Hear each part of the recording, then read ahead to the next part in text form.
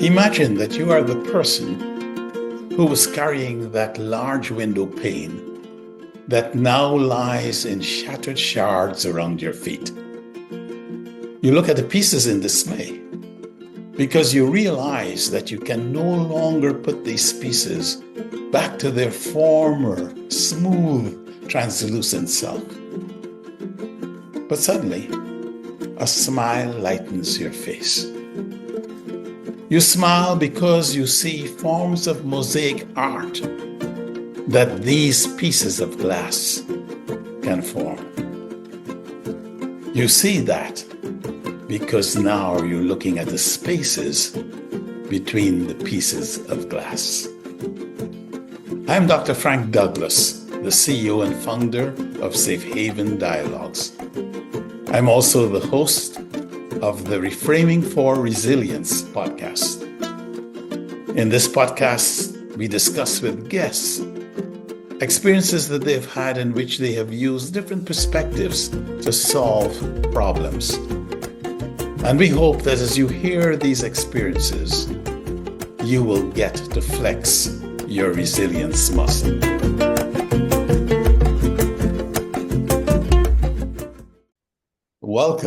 Welcome to Reframing for Resilience podcast. Our guest today is Mr. Lorenzo Fedele, who is VP of Human Resources at Campari US. Welcome, Lorenzo. Hello, Dr. Douglas. Thanks a lot for having me, and hello to everyone listening. Oh, it's such a pleasure to be speaking with you again.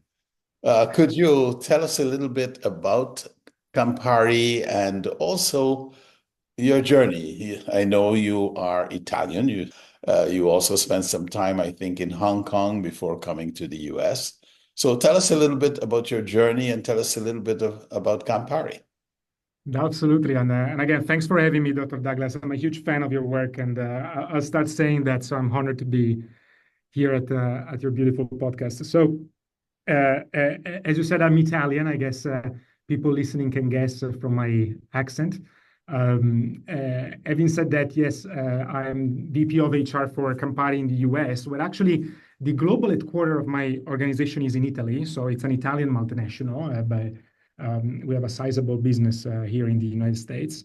I've been joining Campari, I would say 6 to 7 years ago in completely different capacity. I was in the global talent management, culture, employer branding, employee engagement team. I had the chance to work a lot on the culture of our organization and distillation of our employer value proposition globally, and a lot of other good stuff when it comes to, again, talent management, succession planning, and how actually can we make nurture an environment where people can thrive. I'll be happy to tell you a bit more of the journey we're doing here now. To your point, yes, I grew up in Italy. I actually studied organizational psychology at university. I really wanted, though, when you study psychology, you have a bit of a double path, and you're a crossway, right? And you can decide whether to go into more clinical psychology or into more, what I say, positive psychology and helping people leveraging on their strengths rather than past issues. And I really always thought I was better suited for the latter, being honest. So that's why the journey took me into the career of HR. I started in a completely different business. I started in eyewear, glasses and sunglasses, in a pretty big company at the time. Again, with Italian headquarters. I started there for a few years as HR business partner. And then I really wanted an international experience. So as you correctly mentioned, I packed things up. I went to Hong Kong for the same organization, led the HR function there for Asia Pacific, based out of Hong Kong, and it was a beautiful journey. A lot of learning, specifically on the culture and cross-culture side. After a couple of years there, I then moved back to Italy, joined Campari in that previous capacity. Then I led the HR team for Italy, then head of HR for supply chain globally, and ultimately since March 2024, moved to the US with my family and started this new adventure within the group. Just a couple of words because I think I think it's important to give context. Campari is a spirits company, so we're basically producing and distributing beautiful spirits brands. Maybe some of those are listening are familiar with Aperol Spritz or Wild Turkey Bourbon or Sky Vodka, Courvoisier Cognac, and many others. So again, in the US, we have our largest in-market company. We're around something less than 700 people. We call ourselves Camparistas. And yeah, so I'm honored and thrilled to be part of this adventure and learning a lot of things. What strikes you as you compare these three cultures as the things that are important for individuals in a company to feel included and engaged? Right.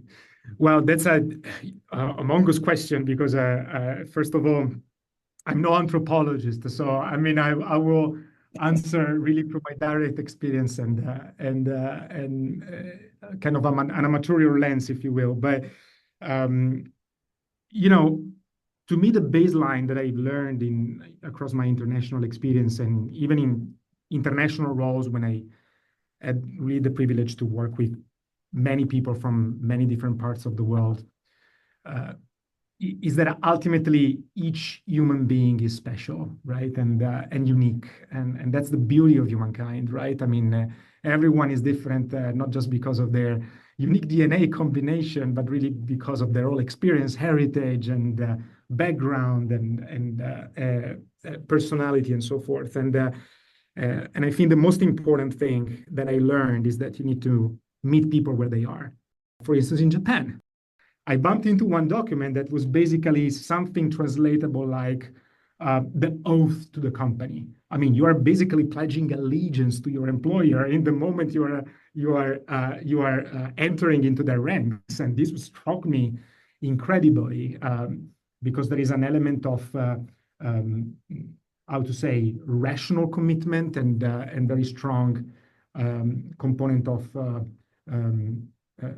again, if you will, a bit of honor in the approach towards the employment, which is different versus the South Mediterranean culture where I come from, where the commitment is a bit more emotional, if you want, and something that I'm still figuring out in the US because again, it's a few months in, but I see an element that is I want to say a bit more individualistic, and I say it without any judgment, of course, just in terms of observation in our one's own relationship with work and with their employer, and therefore the concept of being in an exchange, it's a bit more clearer and apparent in the way again employment relationship works in the United States, at least.